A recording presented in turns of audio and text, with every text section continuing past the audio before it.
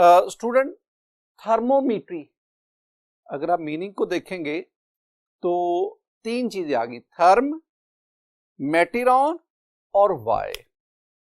आई mean thermometry, therm mean heat, therm mean temperature और मेटिरॉन to major.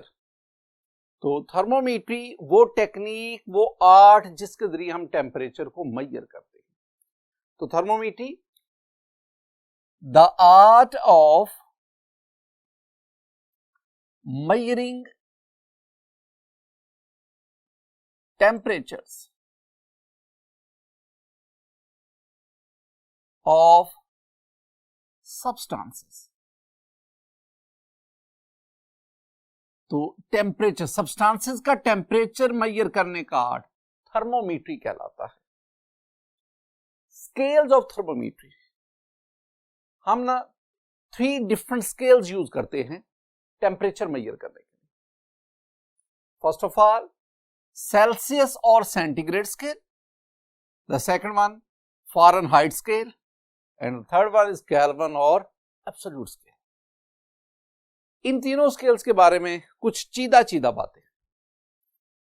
Celsius scale, centigrade, दो अल्फाज। Celsius, it was introduced bye Austrian chemist Alexander Celsius, लिहाजा उसी के नाम पे हम इसे सेल्सियस स्केल भी कहते हैं।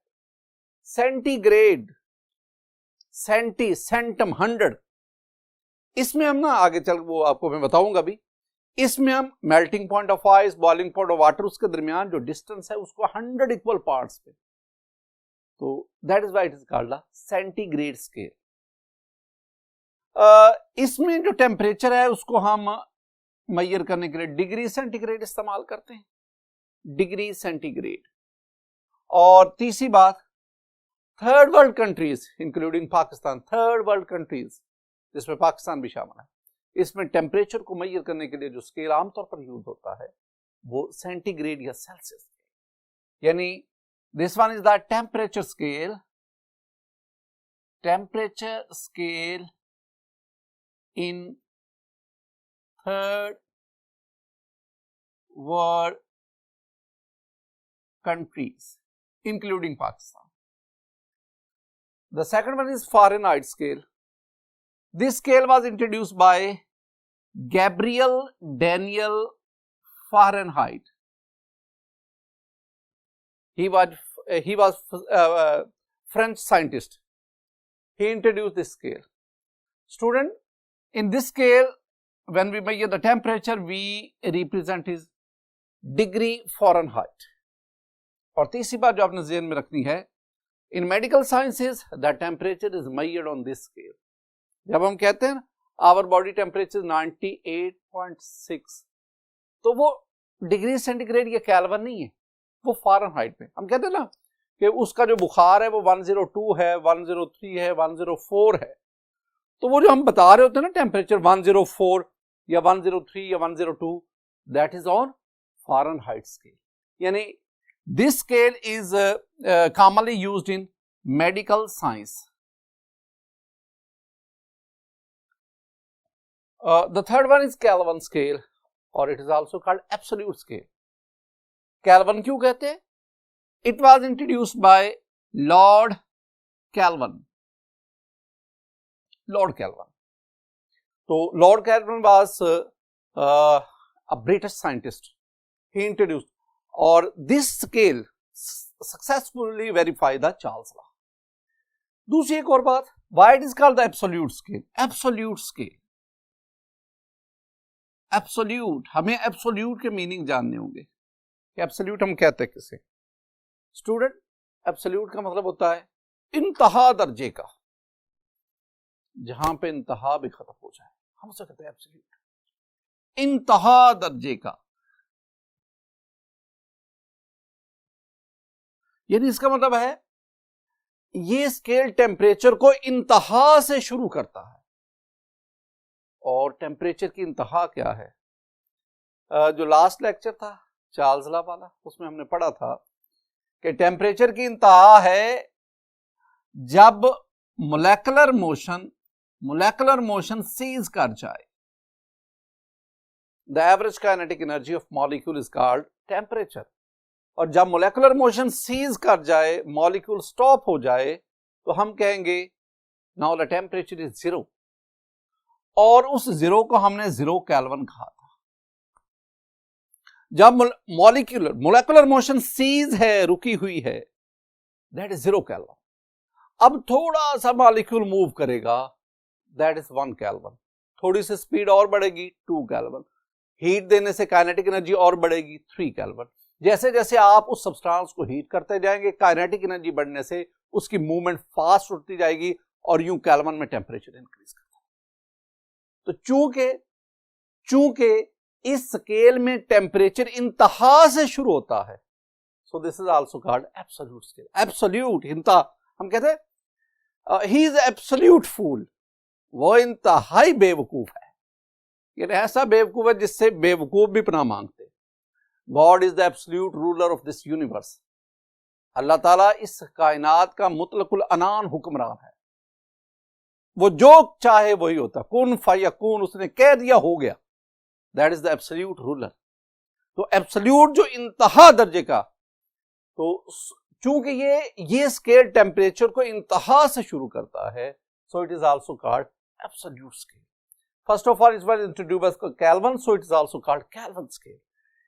In this scale, the temperature measured is represented by K. We do not put a degree on K. ये लास्ट लेक्चर में हम इसको एक्सप्लेन कर चुके हैं। और तीसरी बात जो आपने याद रखनी है, student, in system international the unit of temperature is kelvin. और साथ ये भी याद रखना है कि in scientific work the temperature is measured on this scale. ये कुछ मैंने आपको तीनों स्केल्स के बारे में कोई इसकी हिस्ट्री बताई, इनके बारे में बुनियादी चीजें बताई। आइए जरा इन स्केल्स में, तीनों स्केल्स में जो स्केलिंग की गई है, जो ग्रेजुएशन की गई है, वो किस पैटर्न पे की गई। स्टूडेंट, तीनों temperature scale, centigrade, Fahrenheit, kelvin, इनको समझने के लिए ना मैं एक थर्मोमीटर लेता हूं। इस थर्मोमीटर पर कोई स्केलिंग, कोई ग्रेजुएशन नहीं लगी हुई। हम इसके ऊपर ना 2 मार्क्स लगाते हैं। पहला मार्क मैं लगाता हूं by putting the thermometer in melting ice. आप थर्मोमीटर को आइस में पुट करें, जहां तक मरकरी राइज करेगा, यहां पे एक mark, this mark tells us that this one is the melting point of ice. अब आप इसी थर्मोमीटर के बल्ब को बॉइलिंग वाटर में पुट करें। अब ये बॉइलिंग वाटर में रखने पर ये मरकरी एक्सपेंड करेगा, इट राइजेस अबव, ये ऊपर मूव करता जाए और एक पॉइंट तक पहुंचेगा।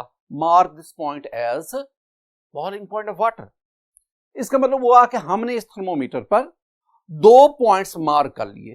First one is the melting point of ice and the above this one is the boiling point of water. अब तीनों स्केल्स पर 1 by 1 आए। जब हम सेंटीग्रेड स्केल की बात करते हैं, सेल्सियस स्केल की बात करते हैं, the melting point of ice is 0 degree centigrade while the boiling point of water is 100 degree centigrade. This boiling point of water is taken at 1 atmospheric pressure. The distance between 0 degree and 100 degree, I mean between melting point of ice and the boiling point of water, the distance between these 2 marks is divided into 100 equal parts and each part is called 1 degree centigrade. अब हम बढ़ते हैं Fahrenheit scale की तरफ। Student, in Fahrenheit scale the melting point of ice is taken as 32 degree Fahrenheit while the boiling point of water is taken to 12 degree Fahrenheit. And the distance between melting point of ice and the boiling point of water is divided into 180 equal parts. Each part is called 1 degree Fahrenheit. अब यहां पे ना दोनों में तकाबल, comparison देखना है। आपने centigrade scale में, सेल्सियस स्केल में उतना जो डिस्टेंस था उसको 100 पार्ट्स में, और फ़ारेनहाइट में आके आपने उतना ही डिस्टेंस 180 पार्ट्स में डिवाइड किया। इसका मतलब हुआ कि फ़ारेनहाइट में हर एक जो पार्ट बन रहा है, आई मीन 1 डिग्री फ़ारेनहाइट, वो डिग्री सेंटीग्रेड के मुकाबले में छोटा है। इतना छोटा है। अगर आप 1 डिग्री सेंटीग्रेड लेंगे उसके बराबर 1.8 डिग्री फ़ारेनहाइट आएगा। अब अगर आप केल्विन स्केल पे चले जाए और आप केल्विन स्केल में इसको वैल्यूज को लिखें, तो the melting point of ice in kelvin scale, the melting point of ice is 273 Kelvin, while the boiling point of water is 373 Kelvin. The distance between melting point of ice and boiling point of water is divided into 100 equal parts, and each part is called 1 Kelvin. अगर मैं तीनों scales को compare करूं तो मैं लिख सकता हूं कि 1 degree centigrade that is equal to 1 kelvin, that is equal to 1.8 degree Fahrenheit. अब हम आगे बढ़ते हैं, हम इन तीनों स्केल्स की इंटर कन्वर्जन को स्टडी करते हैं। Student, inter conversion of temperature scale, अगर आपने सेंटीग्रेड में स्केल टेम्परेचर मेजर किया तो उसको हम केल्विन में या डिग्री फ़ारेनहाइट में कैसे कन्वर्ट कर सकते हैं, और अगर आपने फ़ारेनहाइट में टेम्परेचर मेजर किया तो उसको हम केल्विन में या डिग्री सेंटीग्रेड में कैसे कन्वर्ट कर सकते हैं। आइए जरा इसको देखते हैं। पहले मैं आगाज करता हूं कन्वर्जन ऑफ, ये पहला conversion of degree Fahrenheit two degree centigrade, ये हमारा पहला टारगेट है। स्टूडेंट, मैं आपको एक फार्मूला बताता हूं, आप इस फार्मूला को यूज करके अपना आंसर ला सकते हैं। Formula, degree centigrade that is equal to 5/9 temperature in Fahrenheit -32। इस फार्मूला की मदद से आप वो टेम्परेचर जो डिग्री फ़ारेनहाइट में दिया गया उसको सेंटीग्रेड में कन्वर्ट कर सकते हैं। इसके बरक्स अगर मैं आपसे कहूं कि how would you convert degree centigrade to Fahrenheit, यानी इसके बिल्कुल उलट, तो अगर आप टेम्परेचर डिग्री फ़ारेनहाइट पे लेना चाहते हैं तो फार्मूला याद रखना है 5/9 डिग्री सेंटीग्रेड प्लस 32। इसमें ना इनको आपस में मिक्स नहीं करना। यहां देखेंगे तो मैंने इन दोनों के गिर्द स्मॉल ब्रैकेट लगाया, तो पहले आप फ़ारेनहाइट का टेम्परेचर 32 में से माइनस करें तो जो आंसर आएगा फिर उसको 5/9 से मल्टीप्लाई करेंगे। यहां ऐसा नहीं है, यहां आपने 9/5 यहां पे डिग्री सेंटीग्रेड में टेम्परेचर लेना है और फिर आपने इसके साथ मल्टीप्लाई करके जो आंसर आएगा उसको 32। तो ये आपने इनको कंफ्यूज नहीं करना, याद करके रखना। अच्छा, मैं आगे भी बढ़ता हूं लेकिन एक आपसे एमसीक्यू पूछता हूं, very simple and very important MCQ. MCQ ये है कि which of the following temperature is common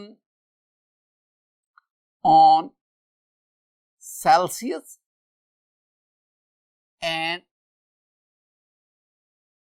Fahrenheit scale। कौन सा टेम्परेचर है जो दोनों स्केल्स पर कॉमन है, एक ही।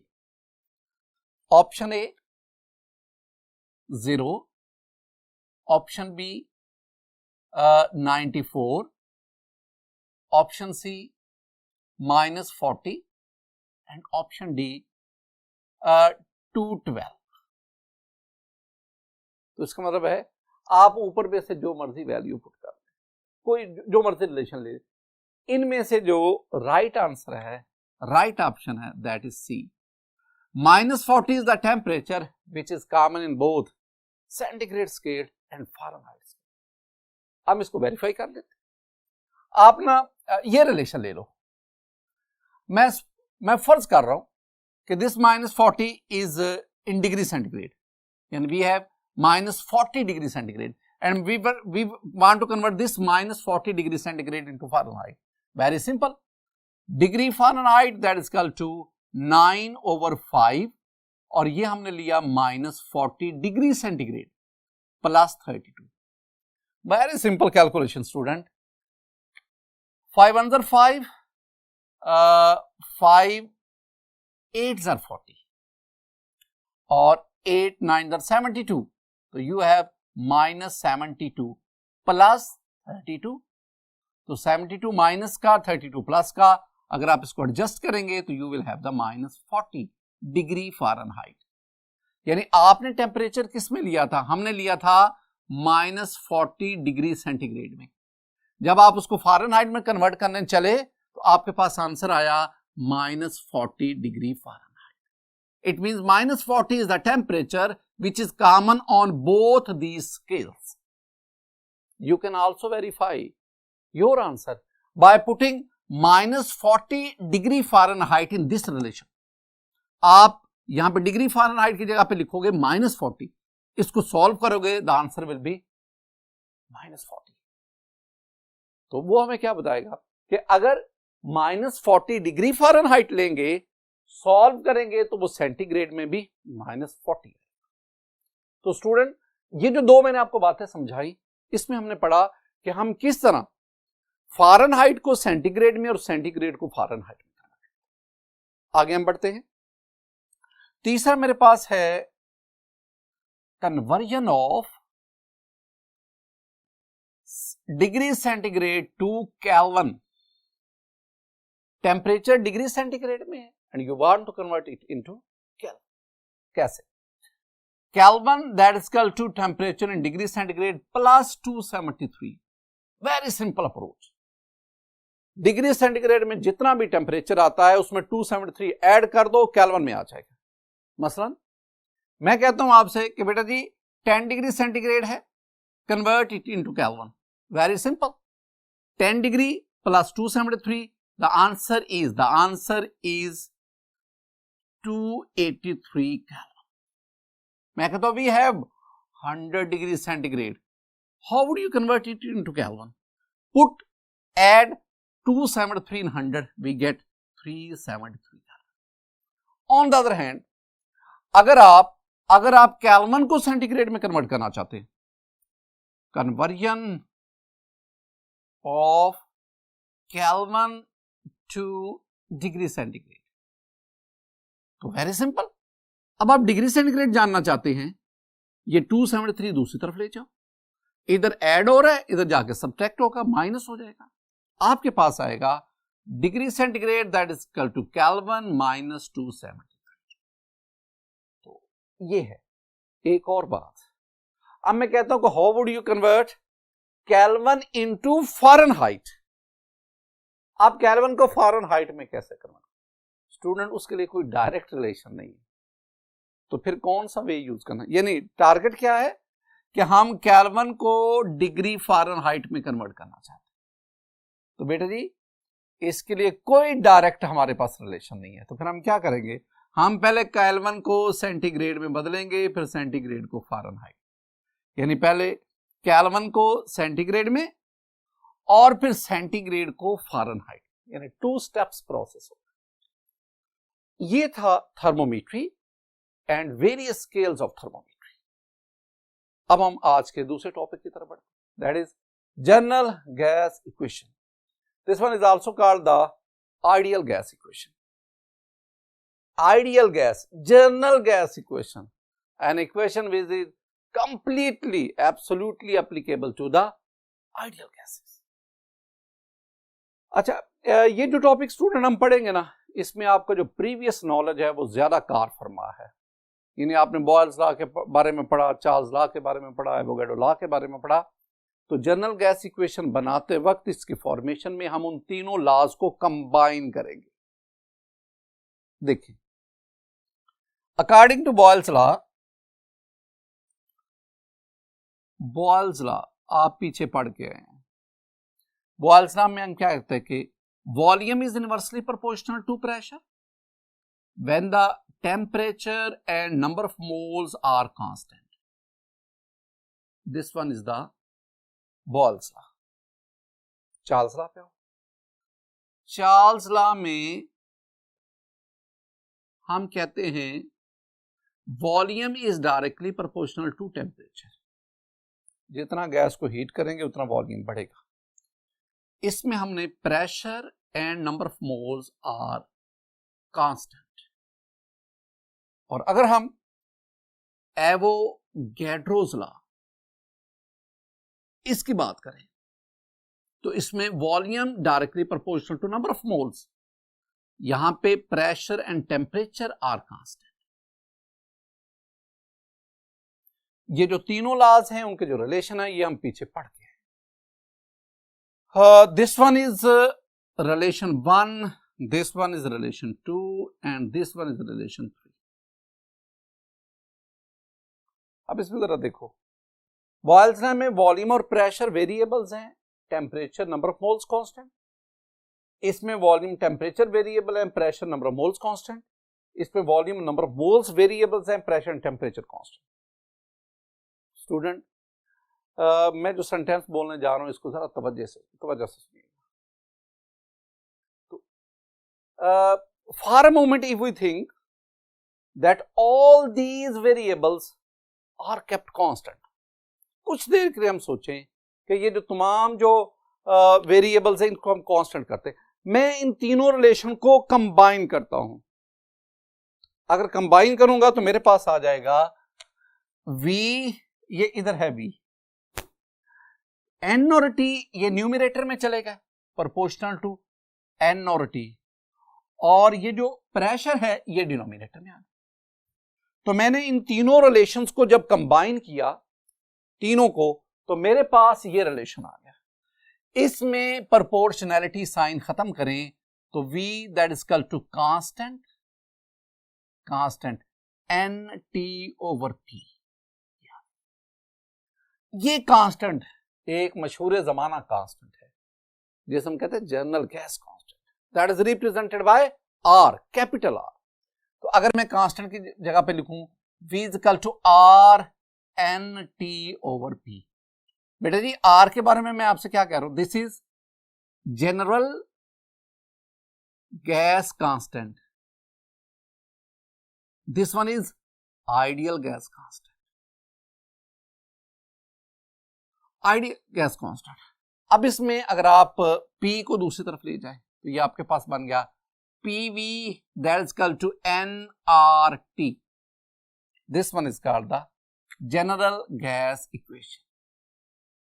ये हमारे पास आ गई general gas equation.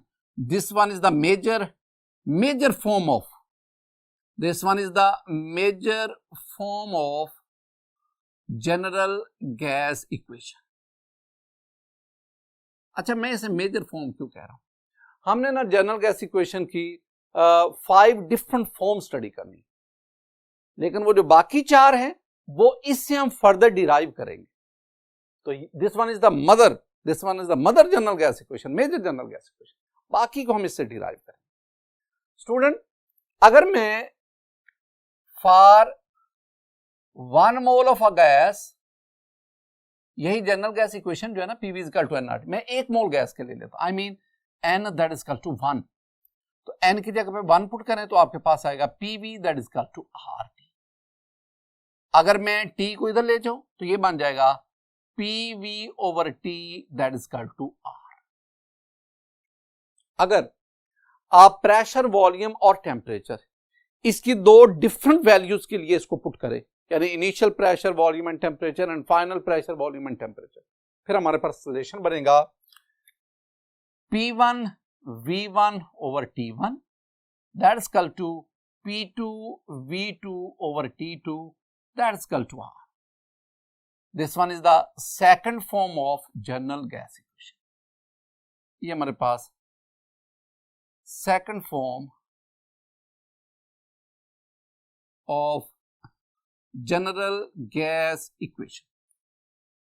अब देखें, ये जो सेकंड फॉर्म है इसको हमने फर्स्ट फॉर्म से डिराइव किया है। The very simple change is, हमने फर्स्ट फॉर्म में नंबर ऑफ मोल्स 1 ले लिए। अगर आप फर्स्ट फॉर्म में, तो जनरल फॉर्म जो है, अगर उसमें मोल्स की तादाद 1 रखेंगे तो फिर आपके पास उसकी ये सेकंड फॉर्म है। तो इन दोनों से relevant student, you have a lot of numericals, और एग्जाम में भी ना जो न्यूमेरिकल टाइप एमसीक्यूज आते हैं ना, उनको आप इन इक्वेशन की बेस पे सॉल्व करते हैं। और अगर एंट्री टेस्ट वगैरह लेवल पे चले जाएं, एमडी कैट आ गया, ई कैट आ गया, डिफरेंट जो पब्लिक सेक्टर या प्राइवेट सेक्टर में जो यूनिवर्सिटीज है उनके जो एंट्रेंस टेस्ट होते हैं उसमें भी जो क्वेश्चंस आते हैं ना, जनरल गैस इक्वेशंस, वो भी न्यूमेरिकल टाइप आते हैं।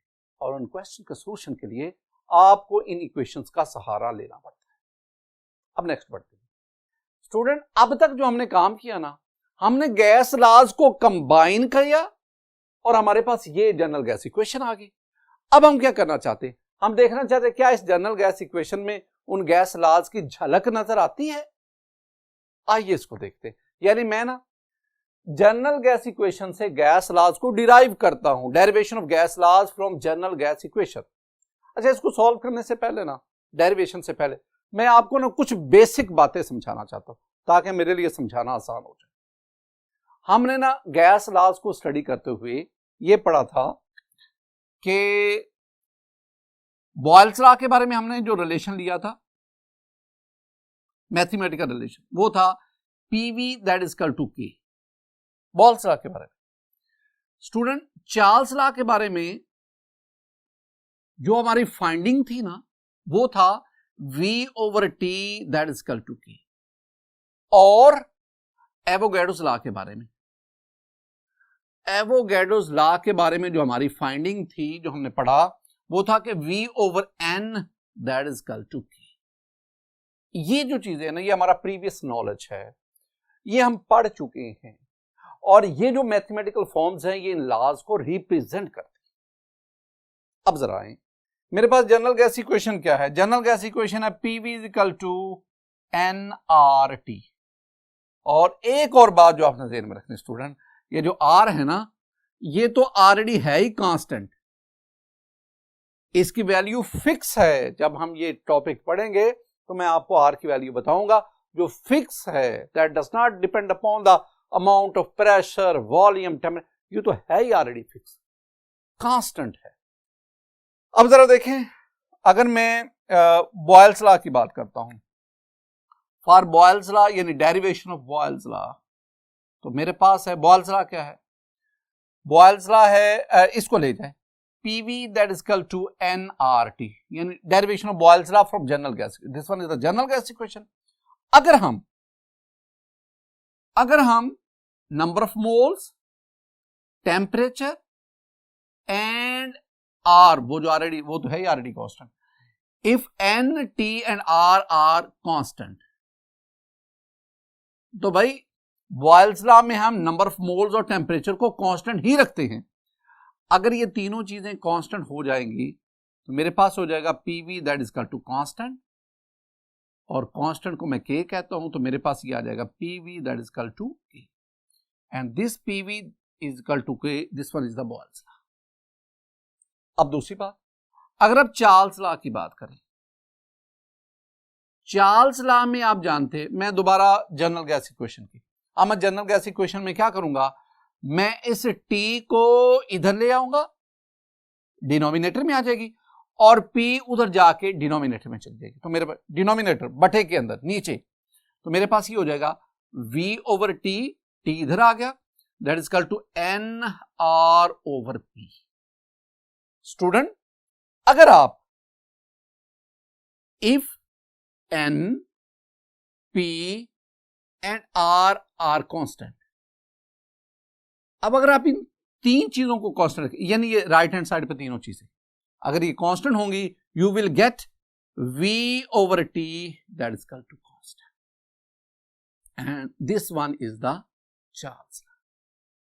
इसी तरह जब आप एवोगैड्रोस लॉ की बात करते हैं, तो एवोगैड्रो लॉ में आप क्या करते हैं, अब एवोगैड्रो लॉ की सूरत में आप N को इधर ले आएंगे, P को इधर ले जाए, ये बन जाएगा V ओवर N। जब V ओवर N एक साइड पे होगा, बाकी तमाम एक साइड पे, जो दूसरी तरफ जाएंगे, राइट हैंड साइड पे जाएंगे, आप उन सब को कांस्टेंट कंसीडर करेंगे। जब कांस्टेंट कंसीडर करेंगे, you will get V over N that is equal to constant that is equal to K। इस तरह हमने इन तमाम जो कैलकुलेशन, इसकी मदद से हमने जनरल गैस इक्वेशन से ये तीनों गैस लॉज इसको डिराइव।